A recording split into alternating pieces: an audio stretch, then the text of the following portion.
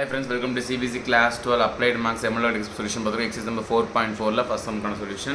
So the exercise முன்னாடி ஒரு introduction video போட்டுருப்பேன், அதை பார்த்துட்டு வாங்க, அப்போ தான் exercise உங்களுக்கு டீட்டெயிலாக புரியும். So for what value of x the following matrix is singular.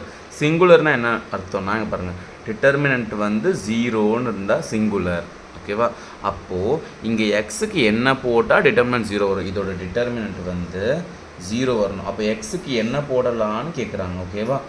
So இந்த டிட்டர்மினன்ட் ஆன்சர் என்ன வரணும், இது வந்து ஈக்குவல் டு 0 சால்வ் பண்ணுங்கள். ஈக்குவல் டு 0 வரணும், என்ன பண்ணணும்னு பார்ப்போம்.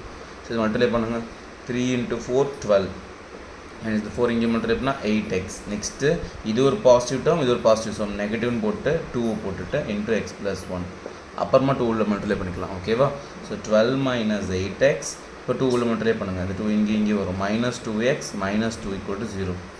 12 - 2 = 10 -8 - 2 -10x = 0. So 10 is equal to இந்த -10x இந்த பக்கம் மூவ் பண்ணிட்டா +10x வந்துடும்.